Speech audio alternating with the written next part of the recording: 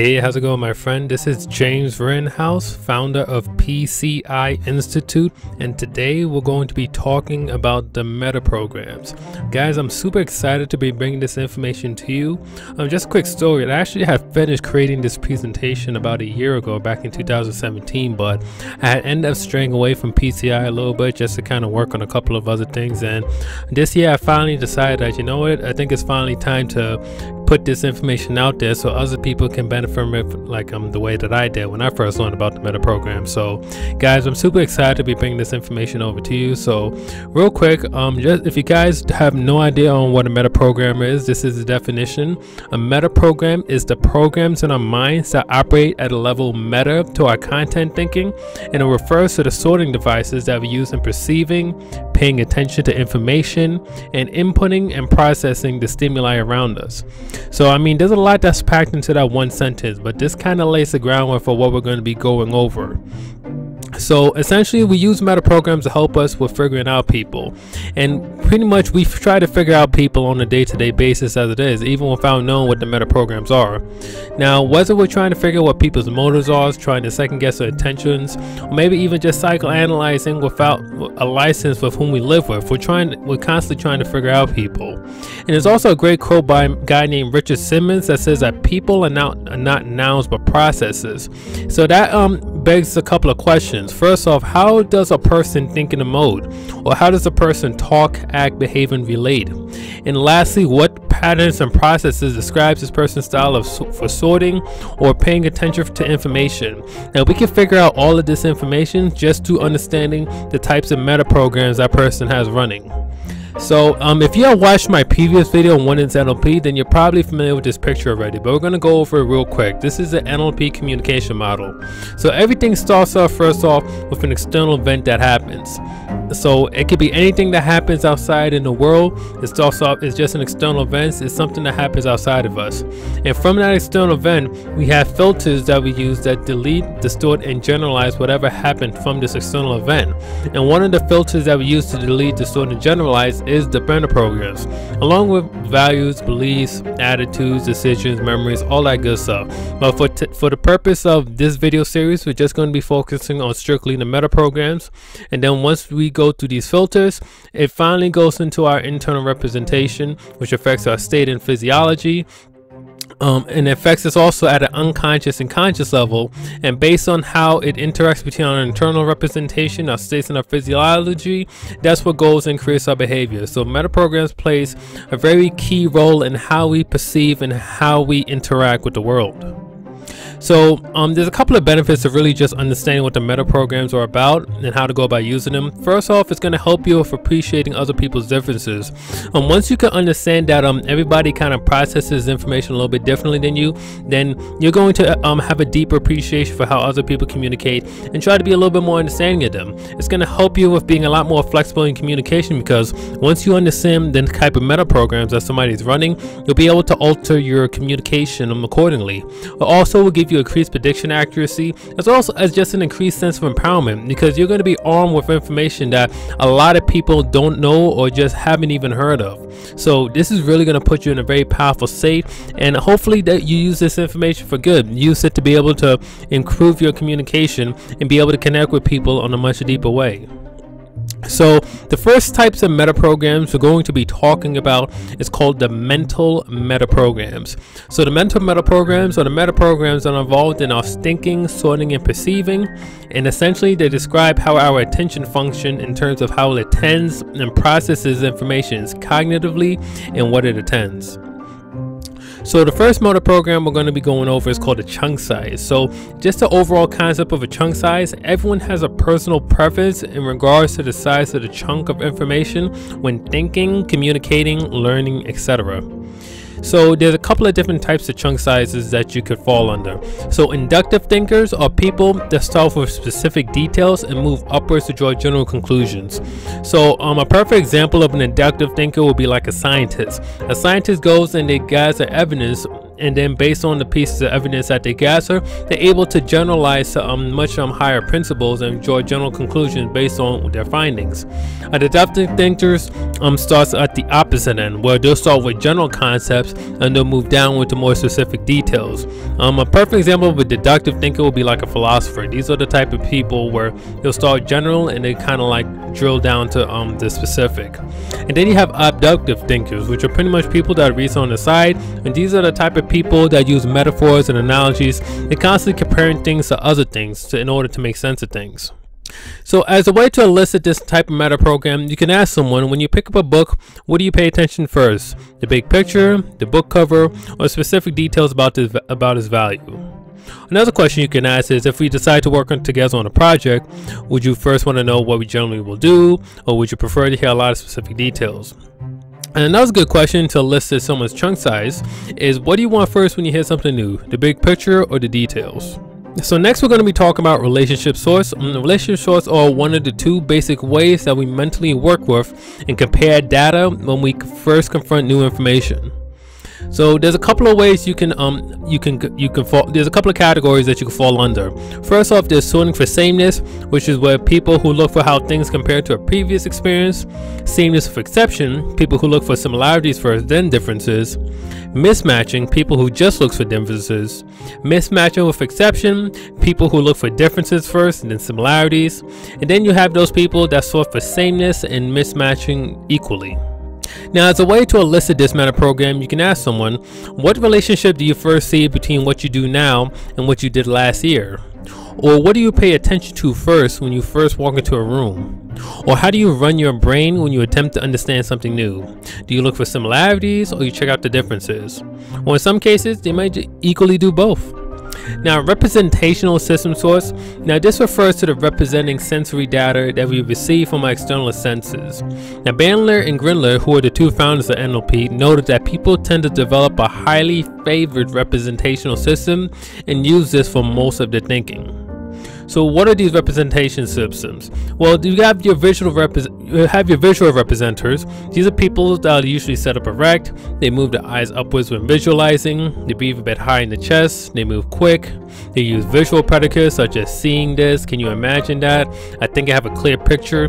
And they tend to look directly at people. Then you got the auditory representers. These are people that tend to have the gift of gab. They demonstrate a sensitivity to volumes and tones and use a lot of auditory predicates such as, oh, I hear what you're saying, I got you loud and clear, it's soft, clear as a bell, that sounds about right. And they tend to move their eyes side to side when accessing information. Then you got your kinesthetic representatives. These are people that move their eyes downward when accessing and using kinesthetic predicates. They say, oh, hey, I feel what you're saying. They use words like touch, grab, warm, hot.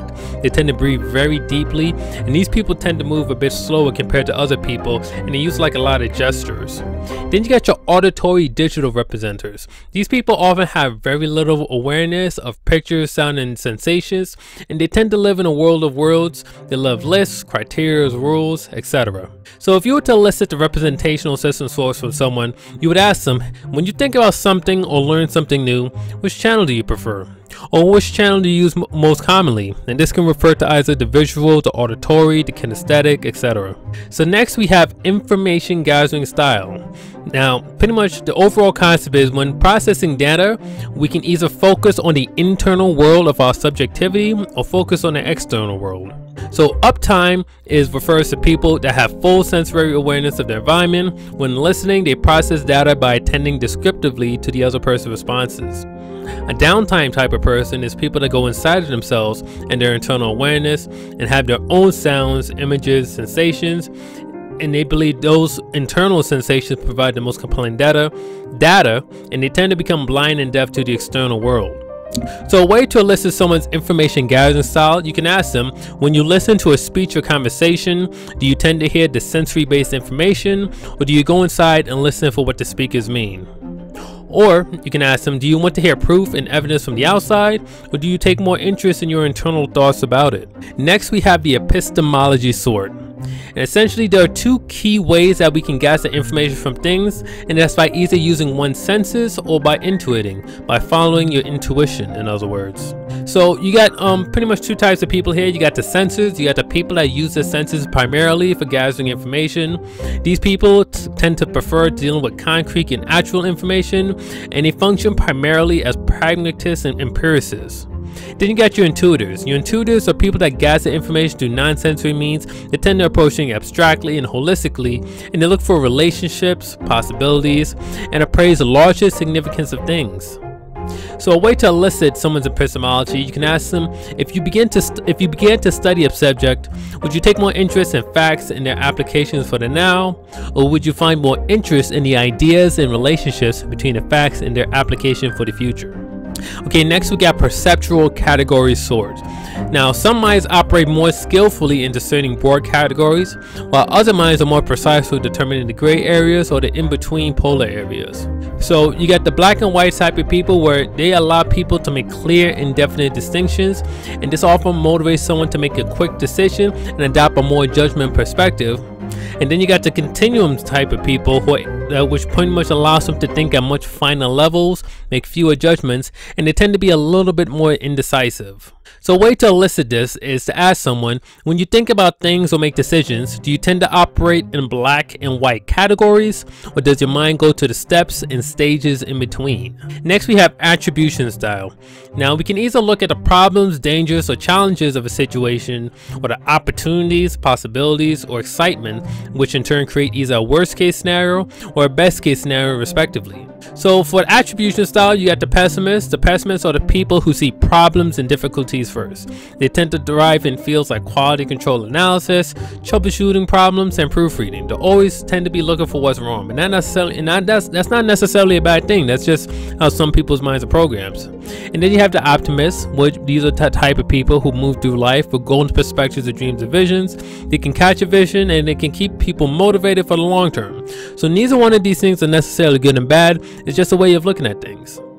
So for elicitation, you can ask someone, when you look at a problem, do you tend first to consider the worst case scenario or the best?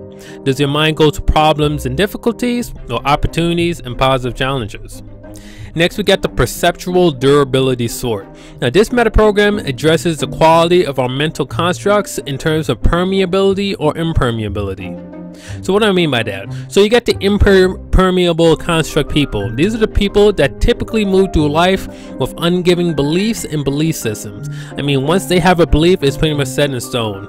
Well, with permeable construct people, these are the people that are able to create mental constructs that are capable of being revised and extended in the light of new experiences.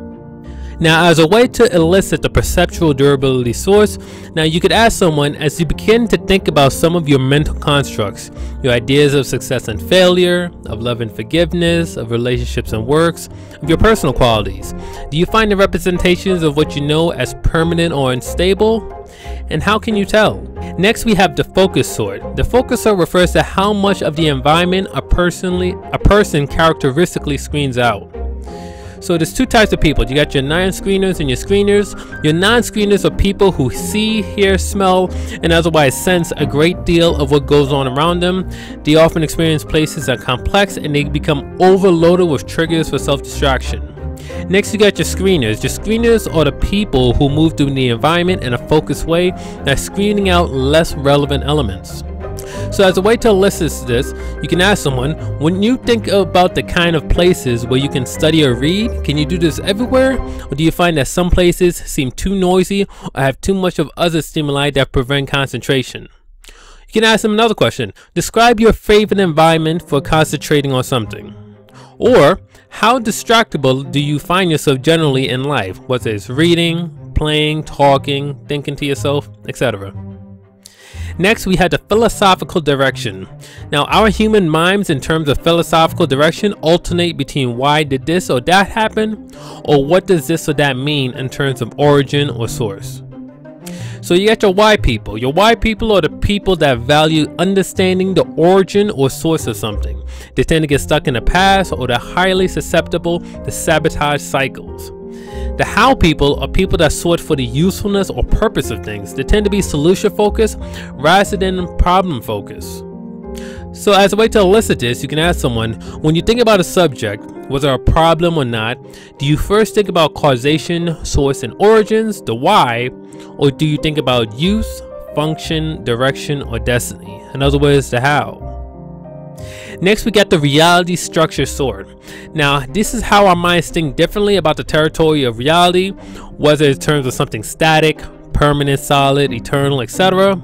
Or is it something changes? Is it processes and movement? This determines the kind of map that we use in navigating life. So for the reality structure, you get the Aristotelian and the non-Aristotelian. The Aristotelian, or people who think of reality as static, they tend to view life from a macroscopic or microscopic perspective, and they live in a world filled with things, objects, people, etc.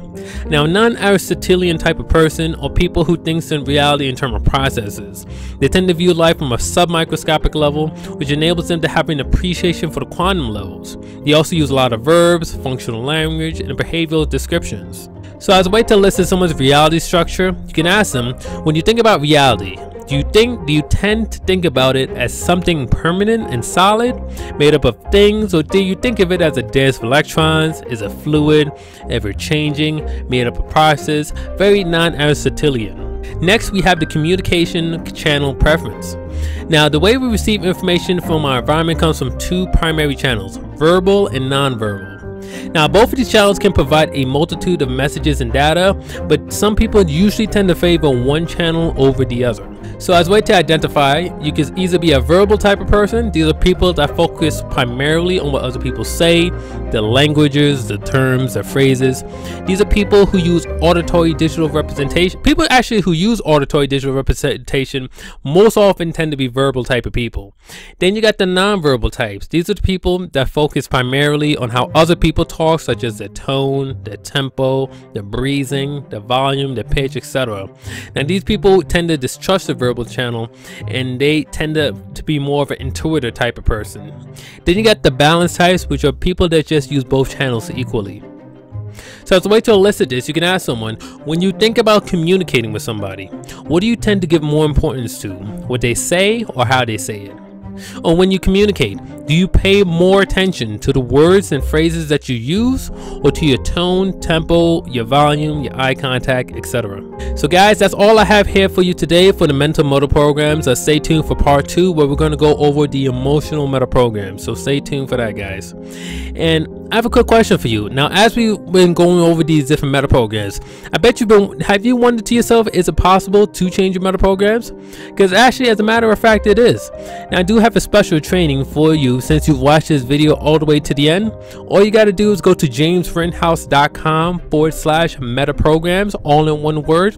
Enter your email, and you're going to receive a special bonus video that's going to show you step by step how to change your meta programs. So guys, first of all, once again, I just want to thank you for watching this video. This is the first part of a 5-part series, so we got 1 down and 4 to go. If you're active on social media, you can follow me on Facebook, Instagram, on Twitter at PCI or ZPCI Institute, and you also can check out my website over at www.pciinstitute.net. This is James Renhouse signing off. Thanks for watching, and I'll see you on the next one. Peace.